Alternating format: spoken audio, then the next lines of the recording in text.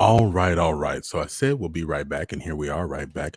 Welcome to Story Time with Julian. This is episode 80. Is this 81? I think this is episode 81 of Story Time with Julian. Welcome. So glad to have you here. Tonight's episode, we are going to be talking about and reading the works of three phenomenal Black women, three phenomenal Black artists: Toni Morrison, Bebe Moore Campbell, and Audre Lorde, all of whom share the same birthday. Now, if you happen to share this birthday too, well, then congratulations. You are in brilliant and remarkable company, and I can only assume that you are also a literary genius. Now, before we go any further, I've got to pick up a book that I left on the shelf. I'm going to do that, which means that the camera's probably going to freeze for a minute. But while I'm doing that, I'm going to leave you with a little bit of information that we're going to be talking about soon. So give me just a sec.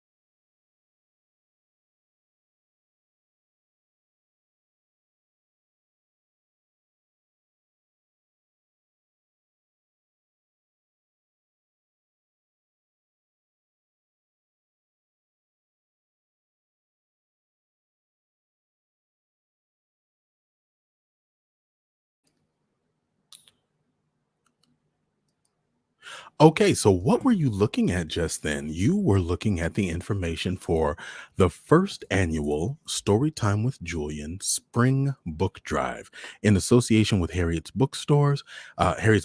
I'm sorry. We are doing this. This is our first one. Now, you may remember this holiday season that we tried to get the book drive off the ground, and the timing was just a little too tight. There was a lot going on. We were still in the really nasty throes of a pandemic. Um, there was a lot going on, and while we're still dealing with the pandemic, we've got a little bit more breathing room and a little bit more freedom, and so we are going to be doing this spring book drive, and this is going to be the first of many. This is going to be an annual thing. um Hang on a second. Oh, my devices all want to they all playing in my face today. They are all playing in my face. There we go. Told y'all I need my totems today. It has been one of those kind of days, but I am all right. Let me see who we got in the house. Let's go ahead and get started and see who we got here. I see, let's see. I see Erica Goodman is here on this side of the internet. I see we've got Angel Monique. I see that we've got Angela Rains. Hey, Angela, good to see you. Kamisha Umstead is with us again. Hey, Kamisha, good to see you. Kitty Ireland is here. Good to see you, Kitty. L Jack is in the building. And you know what? Don't worry about what I do with my mic, L Jack. How about that?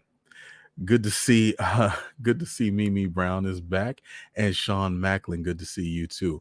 All right, y'all. Tonight is going to be a very exciting night. I'm really pleased that even though it took us over 80 episodes to get here, we're finally reading some Toni Morrison on her birthday, and I really could not be more thrilled. I'm excited to delve into the works that we have today, and I'll be even more excited to explore more of Toni Morrison's work over time.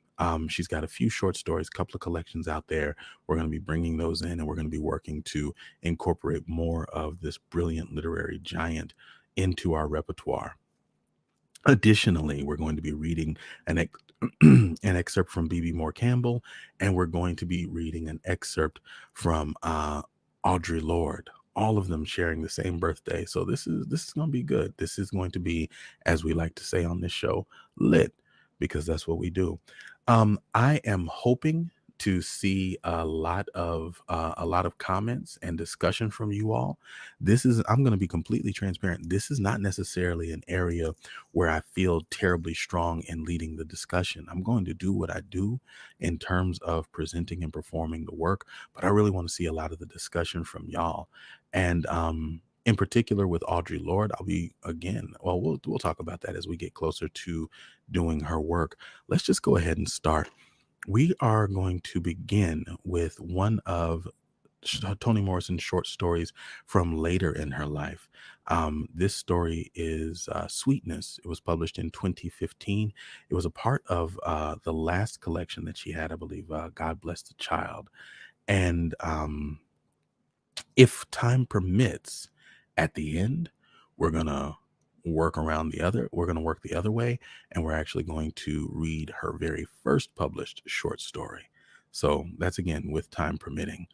Right now it's about 10:05, so I feel like it's as good a time as any to get it started and get it going. So we'll begin now with Sweetness. It's not my fault, so you can't blame me. I didn't do it, and I have no idea how it happened. It didn't take more than an hour after they pulled her out from between my legs for me to realize something was wrong. Really wrong. She was so black she scared me. Midnight black, Sudanese black. I'm light-skinned with good hair, what we call high yellow, and so is Lula Ann's father. Ain't nobody in my family anywhere near that color. Tar is the closest I can think of, yet her hair don't go with the skin. It's different, straight but curly, like the hair on those naked tribes in Australia. You might think she's a throwback, but a throwback to what? You should have seen my grandmother. She passed for white, married a white man, and never said another word to any of her children. Any letter she got from my mother or aunts she sent right back unopened. Finally, they got the message of no message and let her be.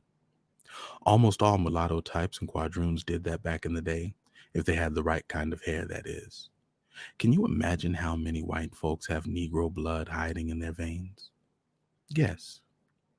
20%, I heard. My own mother, Lula May, could have passed easy, but she chose not to. She told me the price she paid for that decision. When she and my father went to the courthouse to get married, there were 2 Bibles, and they had to put their hands on the one reserved for Negroes. The other one was for white people's hands. The Bible. Can you beat it? My mother was a housekeeper for a rich white couple. They ate every meal she cooked and insisted that she scrub their backs while they sat in the tub, and God knows what other intimate things they made her do, but no touching of the same Bible. Some of you probably think that's a bad thing to group ourselves according to skin color, and the lighter the better, in social clubs, neighborhoods, churches, sororities, even colored schools. But how else can we hold on to a little dignity? How else can we avoid being spit on in a drugstore, elbowed at the bus stop, having to walk in the gutter to let whites have the whole sidewalk, being charged a nickel at the grocer's for a paper bag that's free to white shoppers, let alone all the name calling? I heard about all of that and much, much more. But because of my mother's skin color, she wasn't stopped from trying on hats or using the ladies' room in department stores. And my father could try on shoes in the front part of the store, not in a back room. Neither one of them would let themselves drink from a colored-only fountain, even if they were dying of thirst. I hate to say it, but from the very beginning in the maternity ward, the baby, Lula Ann, embarrassed me. Her birth skin was pale like all babies, even African ones, but it changed fast. I thought I was going crazy when she turned blue-black right in front of my eyes. I know I went crazy for a minute because for just a few seconds, I held a blanket over her face and pressed. But I couldn't do that. No matter how much I wished she hadn't been born with that terrible color. I even thought of giving her away to an orphanage someplace. But I was scared to be one of those mothers who leave their babies on church steps. Recently, I heard about a couple in Germany, white as snow, who had a dark-skinned baby nobody could explain. Twins, I believe. One white, one colored. But I don't know if it's true. All I know is that for me, nursing her was like having a pickaninny sucking my teat. I went to bottle feeding as soon as I got home. My husband, Louis, is a porter. When he got back off the rails, he looked at me like I really was crazy and looked at the baby like she was from the planet Jupiter. He wasn't a cussing man, so when he said, "God damn, what the hell is this?" I knew we were in trouble. That's what it did. That's what did it. What caused the fights between me and him. It broke our marriage to pieces. We had 3 good years together, but when she was born, he blamed me and treated Lula Ann like she was a stranger, more than that, an enemy. He never touched her. I never did convince him that I ain't never ever fooled around with another man. He was dead sure I was lying. We argued and argued till I told him her blackness had to be from his own family, not mine. That's when it got worse. So bad he just up and left, and I had to look for another, cheaper place to live. I did the best I could. I knew enough not to take her with me when I applied to landlords, so I left her with a teenage cousin to babysit. I didn't take her outside much anyway, because when I pushed her in the baby carriage, people would lean down and peek in to say something nice and then give a start or jump back before frowning. That hurt. I could have been the babysitter if our skin colors were reversed. It was hard enough just being a colored woman, even a high yellow one, trying to rent in a decent part of the city. Back in the 90s, when Lula Ann was born, the law was against discriminating in who you could rent to, but not many landlords paid attention to it. They made up reasons to keep you out. But I got lucky with Mr. Lee.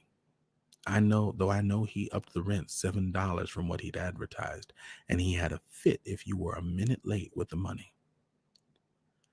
I told her to call me Sweetness instead of Mother or Mama. It was safer. Her being that black and having what I think are 2 thick lips and calling me Mama would have confused people. Besides, she has funny colored eyes, crow black with a blue tint. Something witchy about them, too. So it was just 2 of us for a long while, and I don't have to tell you how hard it is being an abandoned wife. I guess Louis felt a little bit bad after leaving us like that, because a few months later on, he found out where I'd moved to and started sending me money once a month, though I never asked him to, and he didn't go to court to get it. His $50 money orders and my night job at the hospital got me and Lula Ann off welfare, which was a good thing.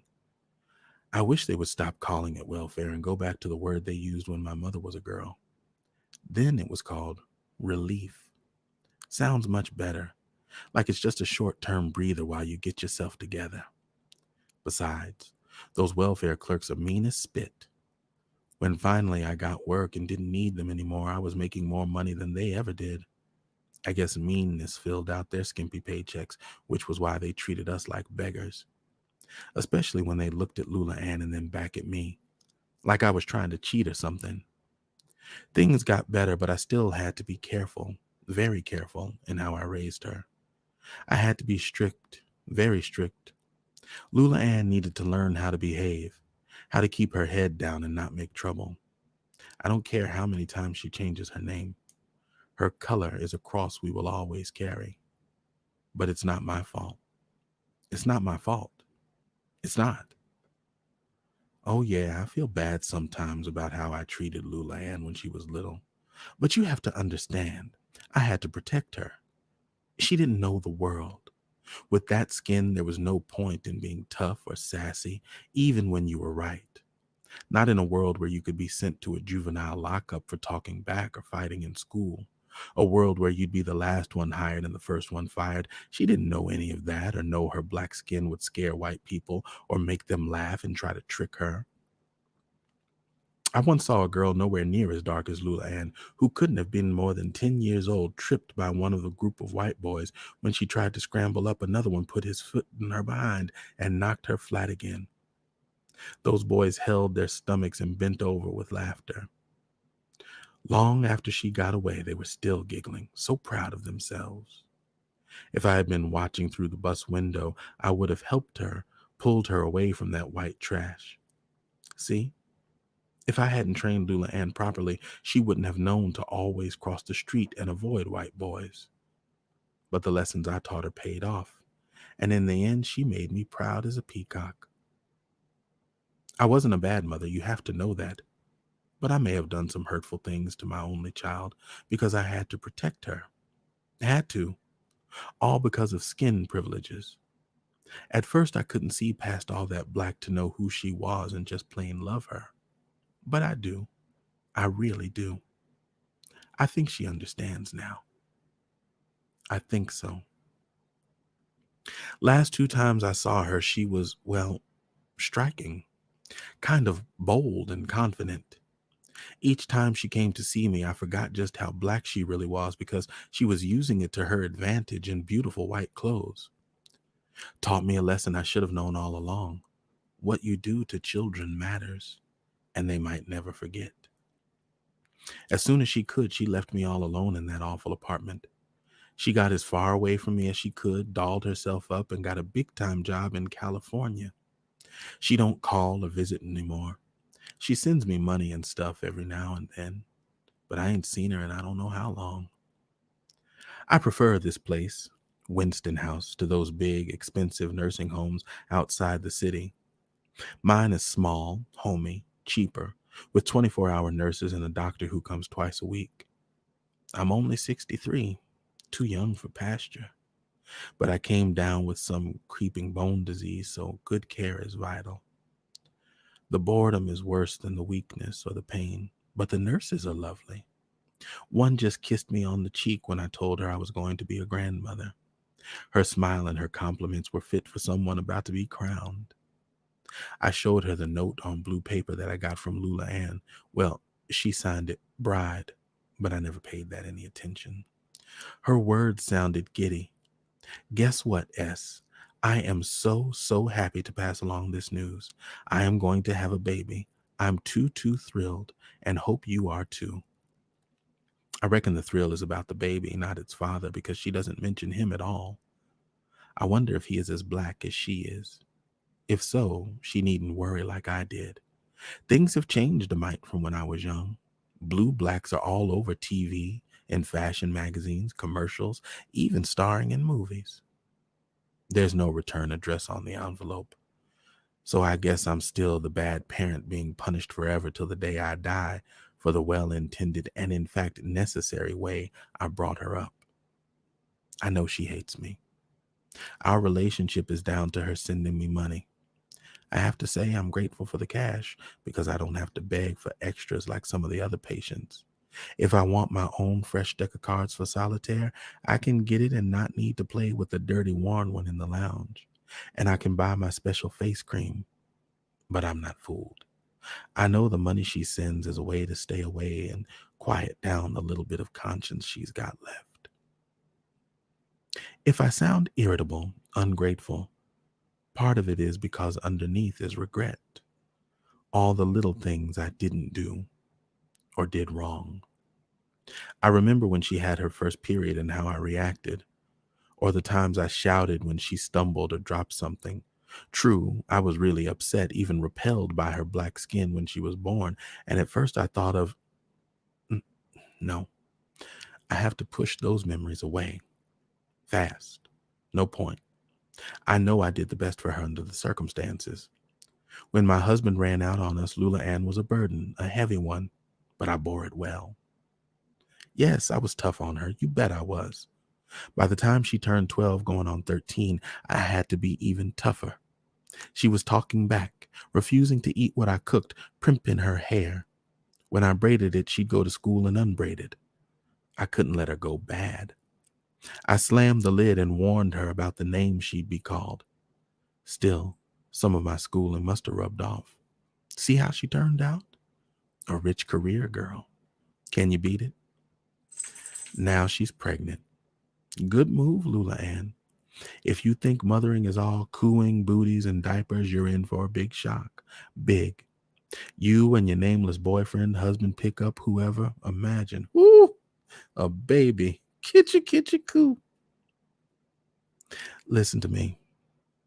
You are about to find out what it takes, how the world is, how it works, and how it changes when you're a parent. Good luck, and God help the child. And thus endeth the story. You just heard Sweetness in its entirety. This is a short story by the great, late, inimitable Toni Morrison. I'm gonna go back and look and see what some of the comments and content. I don't know what I'm saying, y'all. Like I said, I'm a wee little bit off today, but let's see. The anti-blackness is strong in this one. Yes, Lord, it is. Sweetness indeed. Yeah, that was rough. That was rough. Oh, okay. Well, I'm glad that you're here, Latricia, on YouTube. Melanin Monroe says that this is one of her favorite books of Toni Morrison's. I felt as if I read it in one breath. It's definitely an exciting start. For those of you all who are interested in finding out more, we'll be posting the links to these books and where you can find them. Most likely is going to be a link to Harriet's. Let's see. Siobhan Brown says, this is heartbreaking. Indeed, it is. Melanin Monroe pulls out the line, her color is a cross we will always carry, Jesus. And you know what? Excuse me, I need to make an edit there. I misspoke when I read that line. It's actually her color is a cross she will always carry.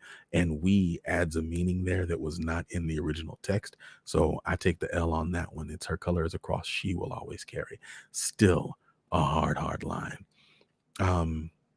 Overall, I'm seeing just a lot of lamentations. This is painful. That line right there, though, what you do to children matters. Listen, I'm sure that I don't have to say that nobody here under the sound of this needs that reminder. But yes, what you do to and for children matters. We all are carrying some laurels, and we all are carrying some scars from things that were said to and about us when we were still in single digits, when we hadn't even gotten to a plurality of years yet. And it's those people who are most important and most influential in our young lives whose voices still tend to ricochet around in the back parts of our mind. So yeah, it seems like a lot of you all pulled that line and the intentionality of it. Jack says respectability was the only thing that they thought would save their babies, and that is sadly entirely too true.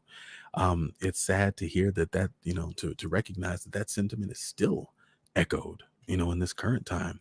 There are so many of us who are under the mistaken impression that if you just look good enough, are sharp enough, are prim enough, are kind enough, are respectable enough in every way, that it will somehow make white supremacists, people who just inherently at their core think of themselves as better than you, embrace you for the greatness that is you. As long as you redefine that greatness, your greatness on their terms, so that it can be easily transliterated into what they believe greatness ought to look like. And I'm glad that so many of us now reject that. We say no to that. We embrace our greatness as it comes, much as eventually Lulann did, wearing her hair the way she wanted to wear it, dolling herself up on her own definition, not letting the definition that so-called sweetness gave her be the one that stood. You got to respect that. While we are talking about the things that we do for children, I think it is the best possible time for me to talk to you about this. We are embarking on our first annual spring book drive. And the spring book drive, we are doing this in partnership and association with Harriet's Bookshop. The focus of the drive is 100 Black books in the hands of 100 Black kids, because as we just established, as we've said very clearly, what you do for children matters. And what we want to do for kids is provide them with some stories that represent them across all the different genres. And there is so much brilliant, beautiful Black literature being produced across the entire spectrum of genres that we want to make sure that we get. The books are out there, but we want to get them in the kids' hands. Now, this is an ambitious undertaking that Storytime with Julian is taking on, because 100 Black books in the hands of 100 Black kids with books averaging at about $20 means that we've got to raise $2,000. And we want to start that process now. Harriet's Bookshop has agreed to front the books, and we are not going to leave them holding the bag. So, what I'm asking of you, ma'am, sir, is right now, whether it's $1, whether it's $5, whether it's $20, send a donation to Harriet's Bookshop. It's cash tag or $ Harriet's Bookshop on Cash App. If you use Venmo, you can find them at Harriet's Bookshop, and make sure that you use the hashtag STWJ, that's Storytime with Julian Spring. That way they'll know that this is for the spring book drive, and they'll be able to apply those funds to the overall purchase of books. Now, currently our list is just over 50, or maybe it's like just under 60, but it's just over 50. We are opening up the list to 50 more kids. Now, we can easily fill up the list of 100 kids on our own, but because so many of you I know have young people or work with young people or affiliated or close to some young people, I wanted to leave some slots open for the Storytime with Julian Faithful and Loyal to have an opportunity to submit their child's name. So tomorrow on the page and on our social media networks, you will find a link to a form. That form will be a super easy to fill out form. You're going to tell us your name. You're going to tell us your child's name. You're going to tell us the address where the book needs to be shipped to. You're going to tell us the age, and then you're going to select a book from the appropriate age group from the list of available titles. And then you're going to hit submit, and that's it. This drive is going from now till March 24th. So you got just over a month to submit some names and to make your donations. But this is what we're up to right now for this spring. And on March 24th, which is the first anniversary of Storytime with Julian, we will be closing out the drive, and the books are going to get shipped out from then. So any comments or questions, go ahead and put those in the box. If you are looking to submit your child's name or a couple of names, then just hang tight and wait for the form, which will be available on tomorrow. All right. Cool. Just wanted to make sure that we put that information out there. So hold on. There we go. Coming back. So that was our first Toni Morrison story of the night. And like I said, time allowing, we do have another one, which will actually be the first story that she published, but we're going to move on. The next is an excerpt from brilliant feminist writer, activist, Audre Lorde. This is from, now, most of her work is in the form of poetry, essays, and transcripts of speeches and talks that she's given. So it's a little trickier actually to find something that fits the short story mold. And I'm going to be completely transparent. I was reluctant because the work of Audre Lorde is incredibly powerful. It's very visceral, it's very unflinching, and it's the kind of work that just out of respect for it, like there are some things that exist within a space for a certain audience. And so I wanted to be really careful about what we selected tonight. One, because I wanted to make sure that it kind of fit this overall format that we do, typically dealing in short fiction and narrative form, when so much of her work falls outside of that. But two, and far more importantly, wanted to select something that I could do justice and do honor to. When we are dealing with the kind of really powerful emotional work that she does, I think that's only right. I'm going to give you guys a heads up. So again, and I said this earlier, but I'm going to say it one more time. I, for real, legit have the best staff in the world. I've got some of the best people in the world behind me helping to make Storytime with Julian a thing. This is just a small endeavor, and yet it's something that I absolutely could not do if I didn't have the help of some phenomenal people. Kiwana Rose, Angel Monique, we've Tanya Horton has been helping out. Erica Goodman has been helping out. Kamisha Umstead has been with us since day one, helping out. Like, just so much help coming from so many different sources. And I really, really just want to make sure that I thank and give them their props.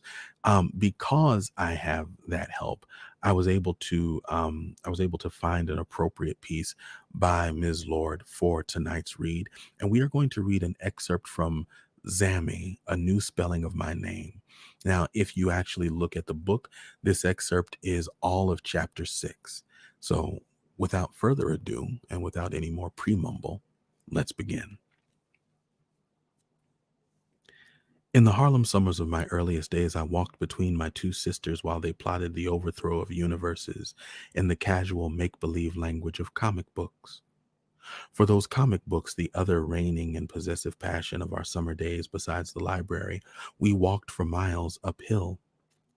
With determination and great resolve, we trudged up Sugar Hill, 145th Street, from Lenox to Amsterdam, to trade in old comic books at the used comic book store up on Amsterdam Avenue in Washington Heights, which was an all-white section of town then, in those days before the war, and which is where my mother now lives. The store was run by a fat white man with watery eyes and a stomach that hung over his belt like badly made jello. He tore the covers off leftover comic books and sold the books at half price, or exchanged them for other old comics in good condition, 1 for 2. There were rows and rows and rows of table bins with garish frontless comics in them. And as soon as my sisters took off down one of the rows for their favorites, Buck Rogers and Captain Marvel, I started searching for pictures of Bugs Bunny. The old man followed me down the aisle, puffing his evil cigar.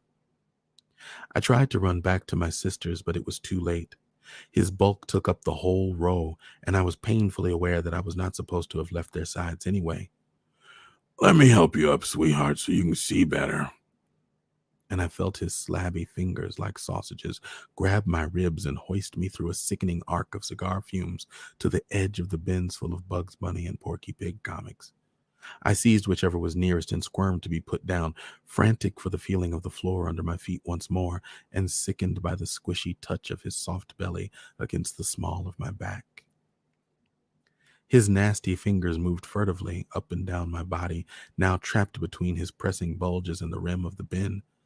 By the time he loosened his grip and allowed me to slide down for the blessed floor, I felt dirtied and afraid, as if I had just taken part in some filthy rite. I soon learned I could avoid him by staying close to my sisters. If I ran out the other end of the row, he would not follow. But then, when my sisters finally tallied up their transactions, there would be no extra one tossed in for the little sweetheart. The slabby fingers and nauseating hoist were the price I paid for a torn and faceless copy of an old Bugs Bunny comic. For years, I had nightmares of being hoisted up to the ceiling and having no way to get down again. It was a day's journey up the hill for us, 3 little brown girls, one not even yet able to read. But it was a summer outing and better than sitting at home until our mother came back from the office or from marketing. We were never allowed to go out and simply play in the street. It was a day's journey there and back again across the 2 flat crosstown blocks to 8th Avenue, where the Father Divine shoe repair booth stood, and then up the endless hills, block after crosstown block. Sometimes when my mother announced to my father after dinner our planned journey the next day, they would slip into patois for a brief consultation. By searching their faces carefully, I could tell they were discussing whether or not they could afford to spare the few cents necessary to finance the expedition. At other times, we were commissioned by our father to drop off his shoes at the Father Divine booth to be half soled. That would also include a shoe shine, an allowable extravagance because it only cost 3 cents and a piece, brother, piece salutation. Right after breakfast was cleared away, my mother let go down the office and we walked with her as far as the corner. Then the 3 of us turned left to 145th Street, past the Lido Bowling Palace, a few bars, and some indeterminate candy grocery stores whose largest turnover was in little white slips with numbers scrawled upon them. 3 plump little black girls, dimpled knees scrubbed and oiled to a shine, hair tightly braided and tied with threads. Our seersucker sunsuits mother made were not yet an embarrassment to my budding older sister.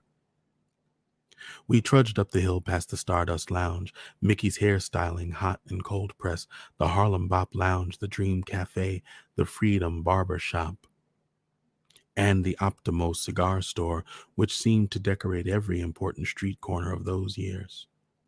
There was the Aunt May Eat shop and Sadie's Ladies and Children's Wear.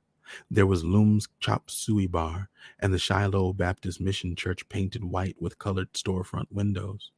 The record store with its big radio chained outside, setting to a beat the warm morning sidewalk.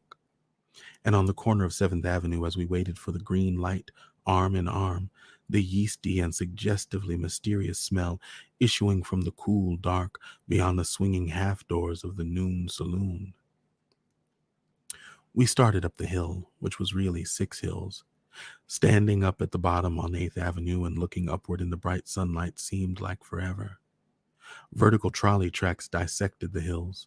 The sidewalks were ribbons of pavement and people. Halfway up the hill on the right side, between Bradhurst and Edgecombe Avenues, was the broad expanse of tufted green surrounded by a high wrought iron fence that was Colonial Park. It was not a public park, or at least it was not free. Since we never had the 10 cents admission price, we had never been inside. My arm was sore from being pulled along, but that was the price I had to pay if I dared fall behind. Just as taking me along was the price my literate comic book reading sisters had to pay if they wanted to go out at all. I was always much too out of breath to complain.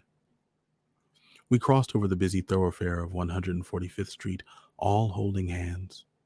We paused halfway up the hills at Bradhurst to press our faces against the wrought iron bars around Colonial Park. I could barely hear the splashing of cool, bright water and the liquid laughter rising up from the half-hidden private swimming pool. But even those faint sounds of coolness drifted greenly toward our dry mouths. By that time, it seemed as if we had been walking forever. The sun beat down without mercy straight out of the sky over Colonial Park. There was no shade anywhere, but beside the park, the air was somewhat cooler. We hung around for a while, even though there were no benches outside. The busy life of the Harlem thoroughfare swept along past us. Despite Mother's cautioning not to tarry, we lingered near the green pool's fresh smell.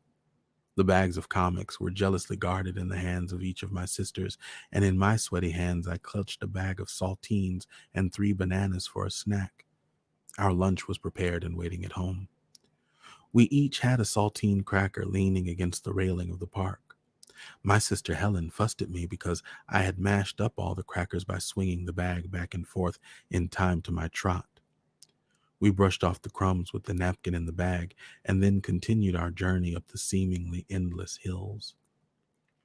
Finally, we reached the crest of Amsterdam Avenue. On the clearest days, I could stand on tiptoe and look westward, barely sighing along the buildings across Broadway to Riverside Drive.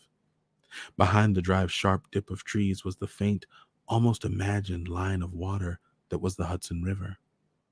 For years, whenever I heard the song, America the Beautiful, I would think of those moments standing on the crest of Amsterdam Avenue. In my mind, the phrase, from sea to shining sea, was visualized as from the east to the Hudson Rivers. As we waited for the light to change on the corner of Amsterdam and 145th, I turned around and looked back the long, narrow valley of 145th Street. My eyes took in the blocks teeming with cars and horse-drawn wagons and people, straight across and down the hill, all the way past Colonial Park and Father Divine and the drugstore on Lenox Avenue to the bridge across the Harlem River leading to the Bronx. I shook with a sudden spasm of terror. Suppose I fell down at that crucial point. I could roll down hill after successive hill, all the way back across Lenox Avenue, and if I happened to miss the bridge, I could roll right on into the water. Everyone would jump out of my pathway and on the way down the hills, just like the people did in the picture book Johnny Cake. They would jump aside to keep from being knocked over and crushed by the screaming little fat girl on her slide down the Harlem River waters. No one would catch me or hold me or save me, and eventually I would float slowly out to sea, past the armory at 142nd Street and the water's edge, where my father drilled regularly on weekends with the Black Home Guard. I would be carried to the ocean on that treacherous current that flowed through the Harlem River from a mythic place called the Spitting Devil, which our father had cautioned us about. This current, which had claimed so many of our classmates every summer before the Harlem River Drive was finally built, cutting off access to the free, cooling waters of the river for all those hot and dusty little black children with no dime to buy the doors open in the green coolness of the Colonial Park pool, and no sisters to take them comic book trading. And thus endeth the story.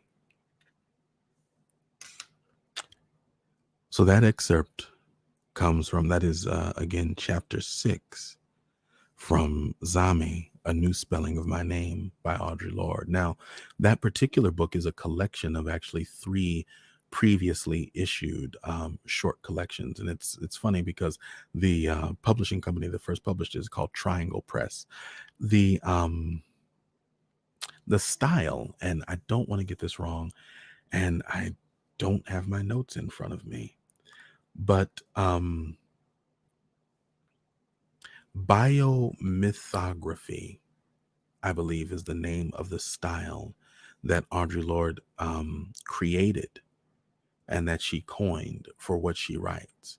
And this is an example of that. Just going to go and look at some of the comments here. I saw there were a couple of exchanges. Y'all were kind of chatting back and forth to yourself, so I'm going to run back. It looks like I missed some of the comments that were for sweetness, because I see Sean here saying, "Bless the child." So we're gonna have to come back to that. Let's see. I don't want to miss everything.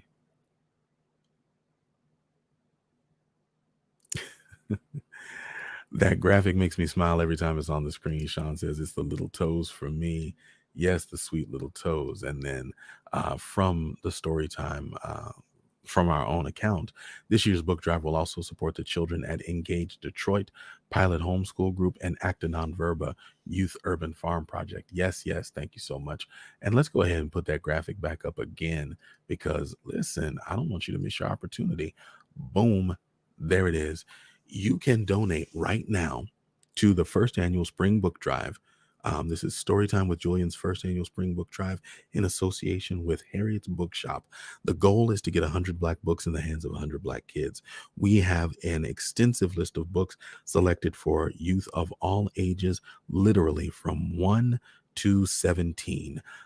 You can donate now by Cash App using hashtag Harriet's Bookshop on Cash App, or at Venmo at Harriet's Bookshop. Any and every donation matters. 50 cents, $1, $20 if you want to go all in and get a whole book for a child.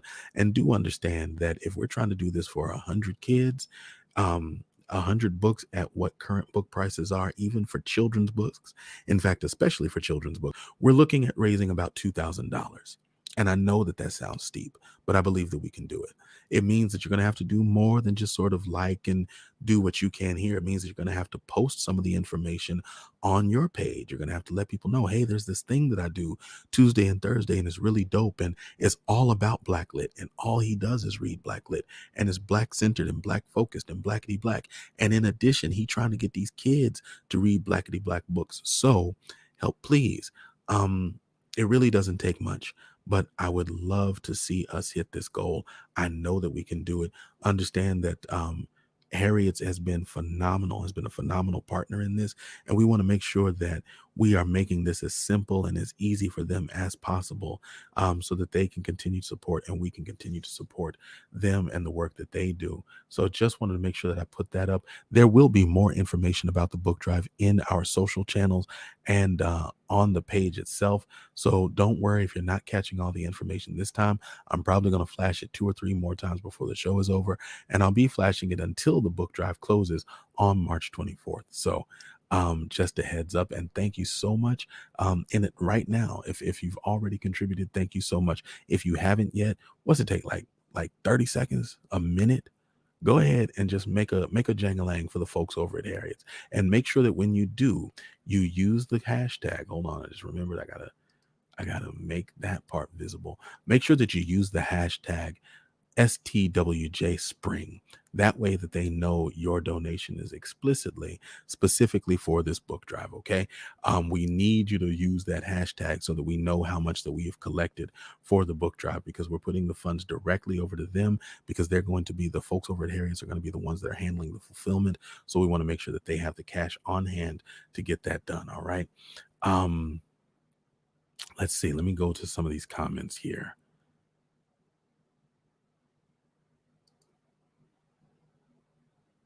Just pushing them donation calls like a people. Listen, I'm gonna do what I gotta do, because we are going to make this happen. Absolutely.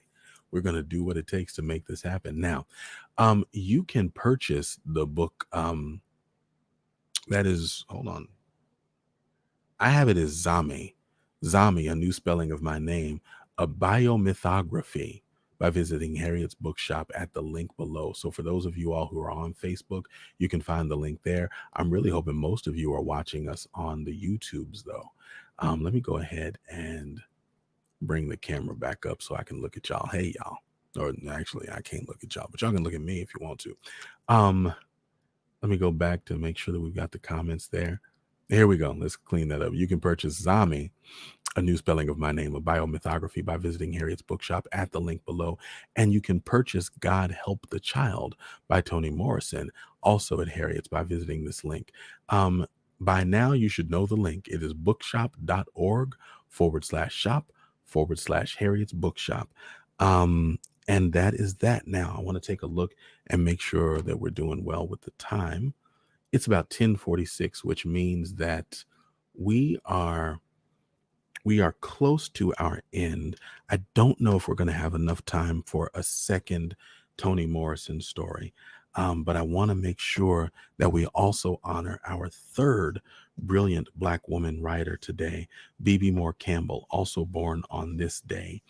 And it is, it's heartbreaking to know that all three of the writers that we are reading from tonight have gone on with the ancestors. But it is our duty and our responsibility, one, to keep the stories flowing, and two, to inspire that next generation.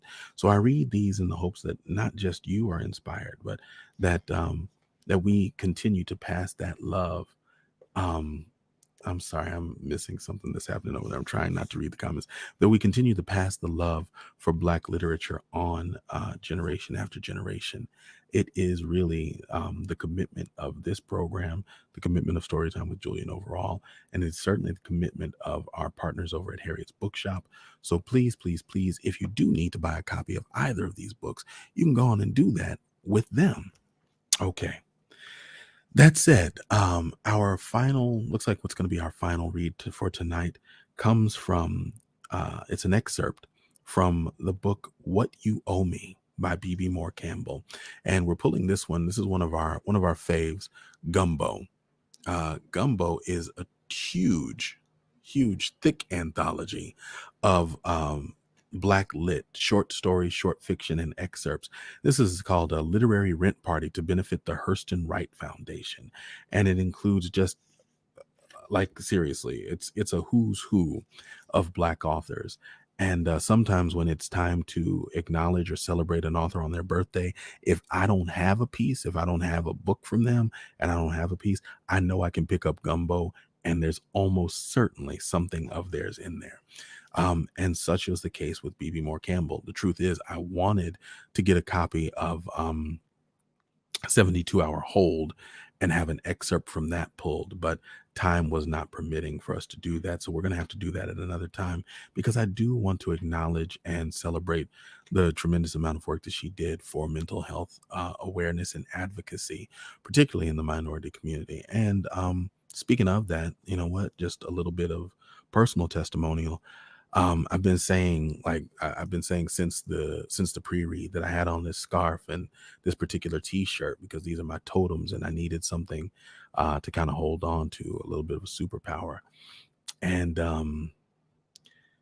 I took a step today that was really difficult for me. I know that not just the not just the impact of the pandemic, but the nature of the very work that I do. Um, I'm a full-time caregiver. That's a 24/7 job. That means that literally everything that I do in my life is for my mom. Um, Everything that I do pretty much surrounds surrounds her. It is wrapped around that. It is through that lens. And in addition to that particular pressure, which is causing me to lose sleep, lose patience with people that I care for, and with myself.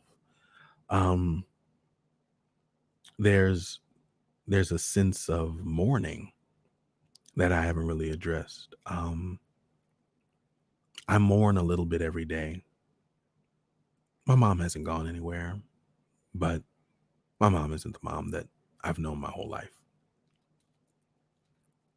And there's not really a template for mourning the living. And at the same time, I am mourning the life that I used to know. Um, the life that I willingly and happily walked away from because this was more important and remains more important. But when I left it, I didn't really know I was saying goodbye forever. I didn't know that my life was never going to be the same. And now it is never, I'm aware. And so I never really got a chance to mourn that. And just when I came to grips with this new life, just when I really started to come to grips with this new life, we ended up with a whole Pangea, a whole pandemonium, and the few little luxuries that I had come to count on as a part of my respite went away, and I had to mourn that too. And the whole world is in mourning on that one, so you don't really feel like you're allowed to mourn that. And it seems selfish to mourn the life that you used to have if you're supposed to be doing a good thing for someone. And it seems wrong and morbid to mourn a living being, so you just don't. You hold it. And sometimes you can't anymore. And I couldn't anymore. And so today I reached out and made first contact with a therapist who I'm going to be working with. Probably going to be working with her twice a month because that's what I can swing. That's what I can do. And it's going to be an investment in me. I am probably not going to ever be the version of me that I used to be. Not in my professional life and not in my emotional life. But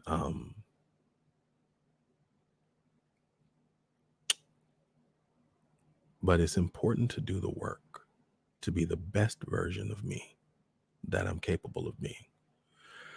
So I did that thing, and I'm talking about it because we don't talk about that a lot. I mean, we have this shorthand where we talk about self-care, and that's nice. But I'm at a place where I can't even really care my way through this. There's not enough soaks. There's not enough there's not enough, steak dinners and celery sodas and ice cream to fix it. I got to do something else. So yeah. That's that. There's a lot of comments here that I should probably pull up, so let me go ahead and do that now. Since I just very selfishly took up that amount of time. I understand that there's some book buying and whatnot going on, which I'm always thrilled to see. I love to see the gifting and the sharing. Um, all of the women honored today are not only phenomenal writers who left a huge mark on the literary world, but they were all activists in their own way. Bebe Moore Campbell's work in Black mental health brought attention to minority mental health issues and deserves to be recognized. We honor her work and we honor her name. You can actually find an article at the link that is posted there. It was my intention to actually post a few on the page, but given that we had 3 birthday posts, I didn't want them to get lost. So you can look for a few links to pop up on the Storytime with Julian page tomorrow.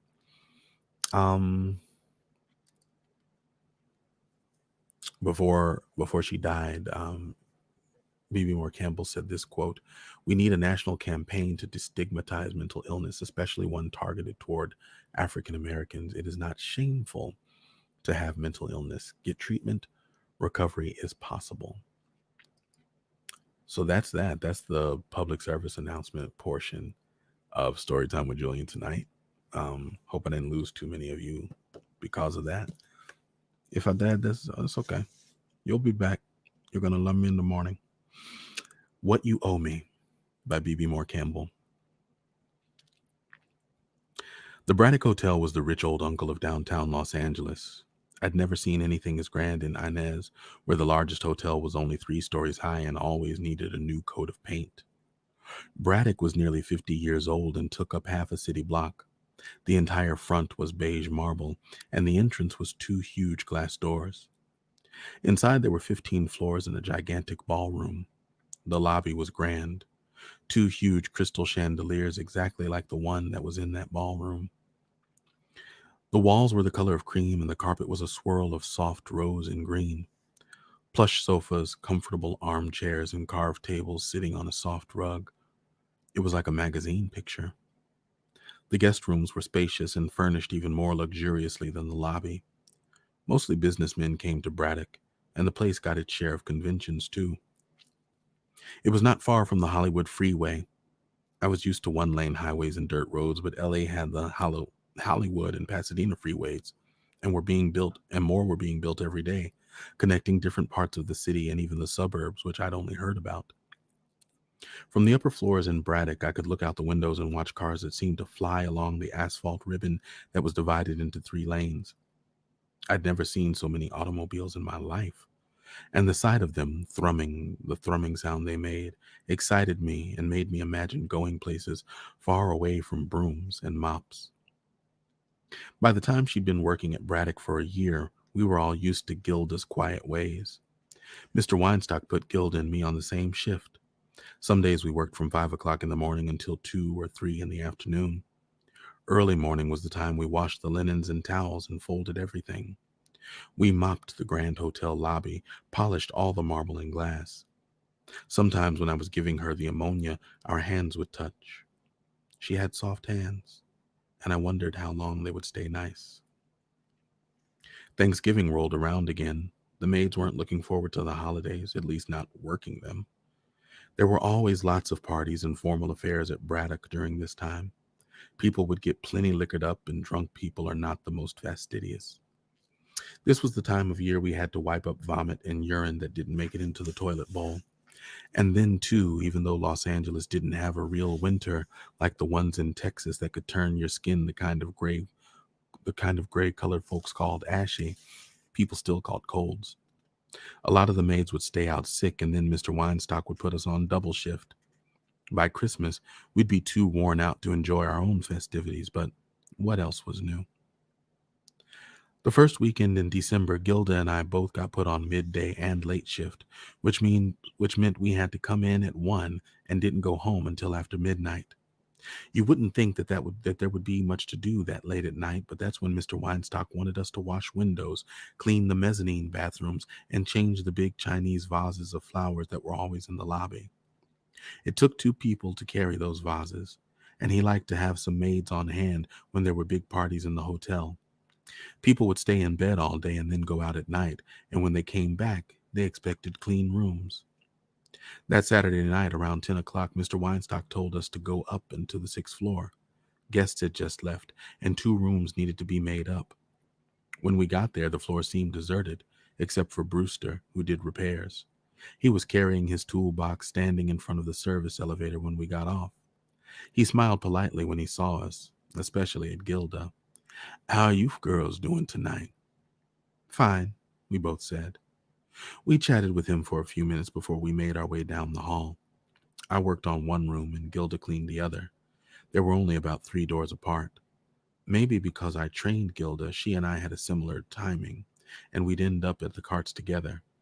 That's where we were when the man came in holding the boy by the hand. We both smelled evil at the same moment. The first thing that hit me was that the man was white and the boy, who must have been about 7 or 8, was Mexican.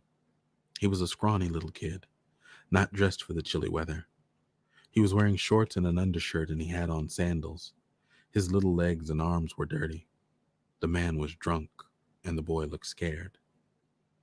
The kind of scared that means he has to go along with the show because of money that's waiting when the curtain comes down. I'd seen that fear before at Braddock, in the eyes of young hookers with old Johns who stumbled down the hall beside them. I'd never seen that expression on a child's face, and to tell you the truth, I didn't want to look. They went into the room between the ones we'd just made up. When the door closed, my eyes met Gilda's. She whispered, "He is a bad man." When she said the words, her body started shaking, and she had to wipe away the moisture that started popping out on her forehead. I knew he was a bad man, but he was a bad white man, and he was a guest. I thought about calling Mr. Weinstock, but old Sweat and Farts wouldn't do anything to help a Mexican street kid if it meant offending a paying customer. I considered contacting the police, but then I'd have to give my name, take them to the room, and by that time the damage would be done. And if Mr. Weinstock found out, I could forget about my job and my candy store. Gilda walked right to the room. We could hear the boy crying, soft, pitiful sounds. I knocked on the door and said, "Is everything all right in there?" I tried to sound stern, like a teacher, which is what I would have been if my daddy had money for college. Before he could answer, Gilda had pulled out her key and opened the door. "Girl," I said and put my hand on her shoulder to hold her back. But she shook it off and walked in, and I followed her. The room smelled like sour milk. The little boy was naked, lying on the bed face down. The man was on top of him with his pants and shorts around his ankles. He jumped up. His penis was hard and red. His cheeks looked slapped. "What the hell are you doing in here?" he said. "Get out, the both of you." "You stop hurting that boy," Gilda said.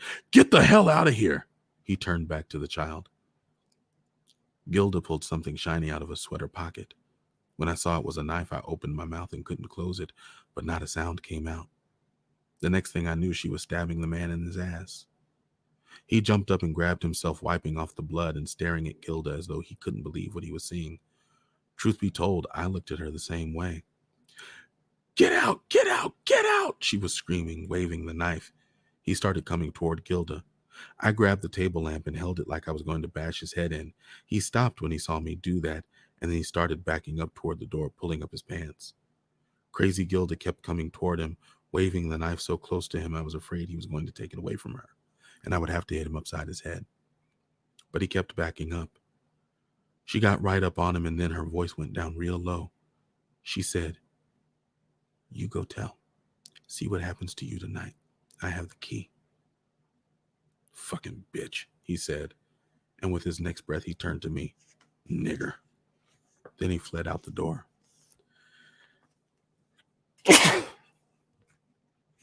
Sorry, excuse me. After he left, Gilda went over to the little boy. He was still crying and whimpering something in Spanish. We took him in the bathroom and gave him a bath and washed his hair.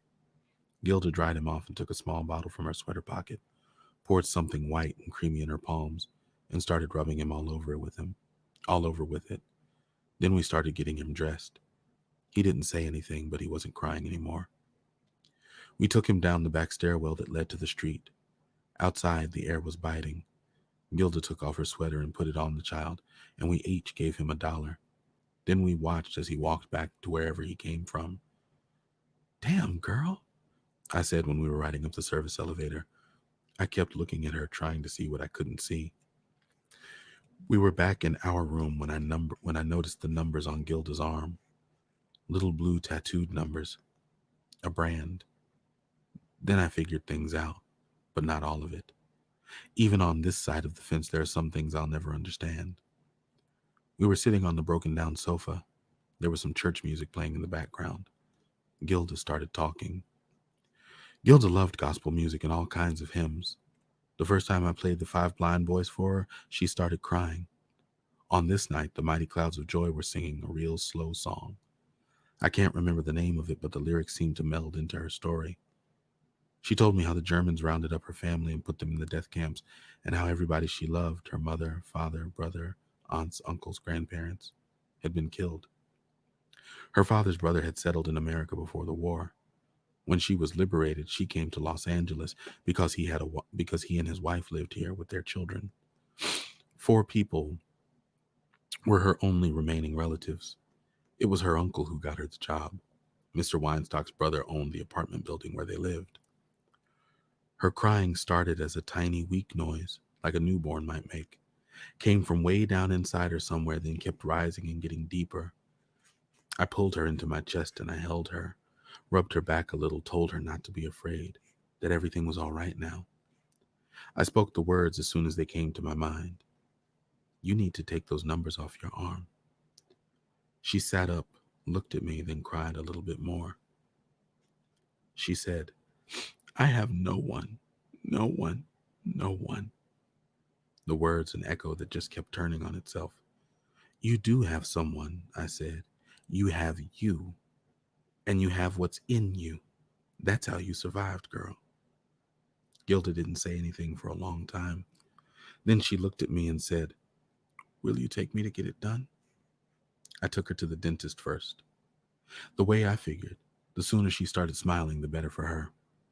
I asked if she knew any dentists in her neighborhood, but she looked troubled and told me that we couldn't go there. So one day after the work, I took her to a colored dentist over on Central Avenue. He seemed surprised to see the two of us together, but that was just in his eyes. He didn't say anything. She had to go back a couple of times, but he cleaned her teeth, got all the brown off. And when she smiled that first time, she looked pretty. Not like Lana Turner or Liz Taylor, not any of the movie stars or models.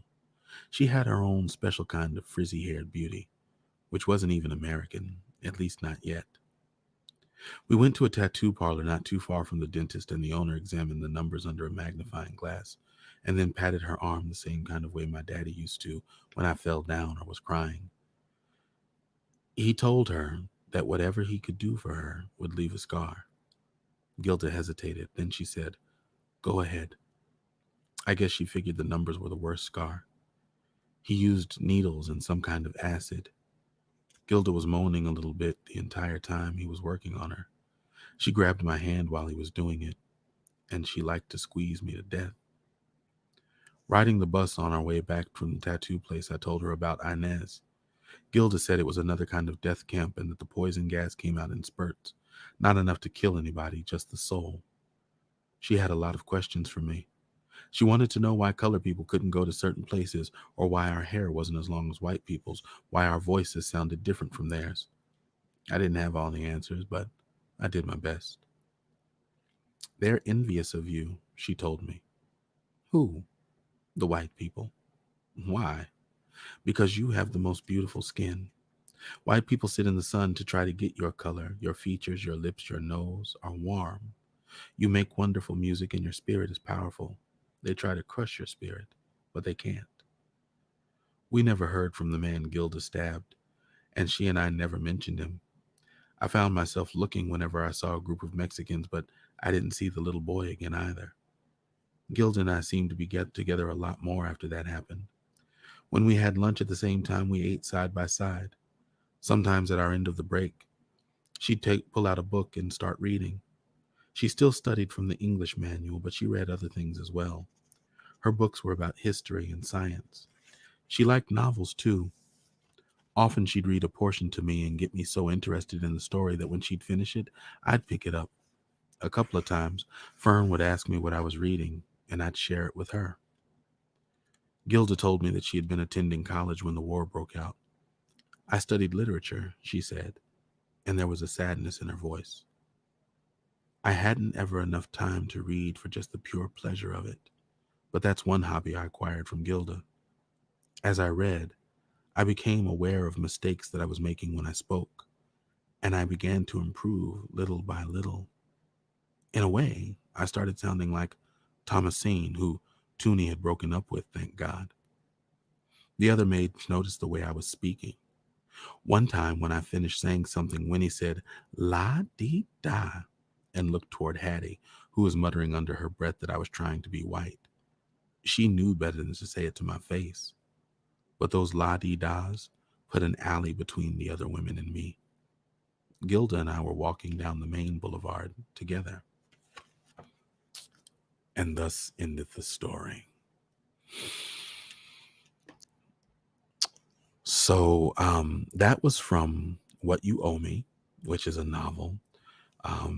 It is about the ongoing relationship between those two women, a commercial endeavor that they take on together, and the fallout from that.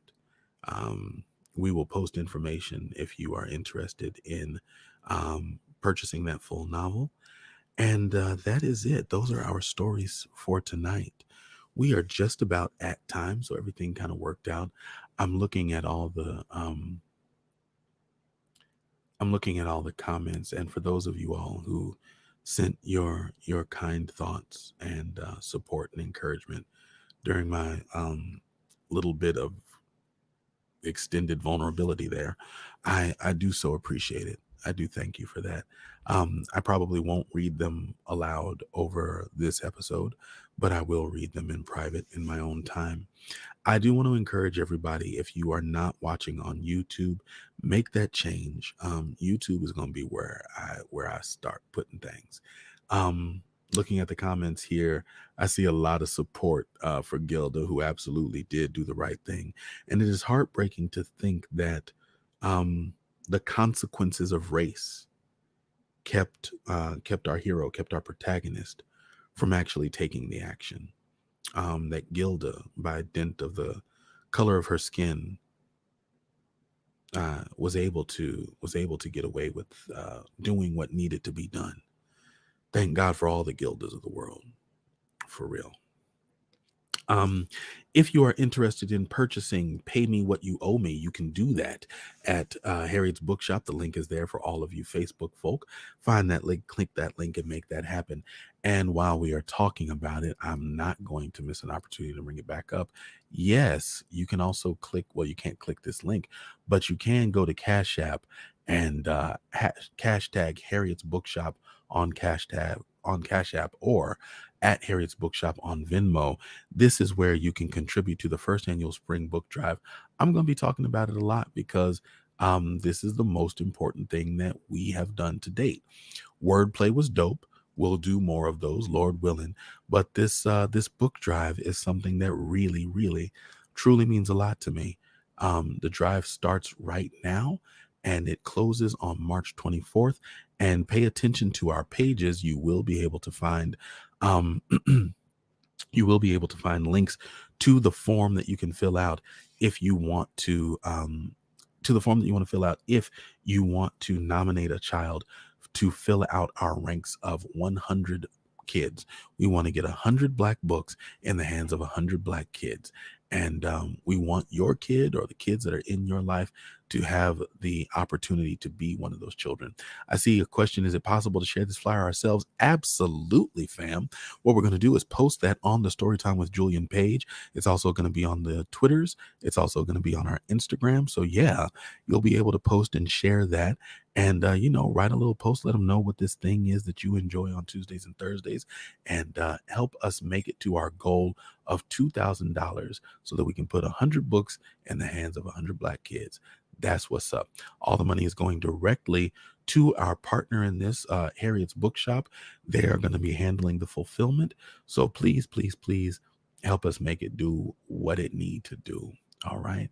Thank you so much. Before we go, just want to remind you to please follow and share our pages. Share your experiences with a friend. On Facebook, it's Storytime with Julian. On the Twitters, it's at Storytime Julian. It's the same on Instagram. It's the same on Clubhouse. On YouTube, all you got to do is type in all you got to do is type in the name Storytime with Julian. We're on Twitch for some reason, even though we didn't broadcast on there tonight. And listen, if you want to follow me on Twitter, because occasionally I say something funny or I post pictures of cute animals. You can find me at Magnet for Awesome.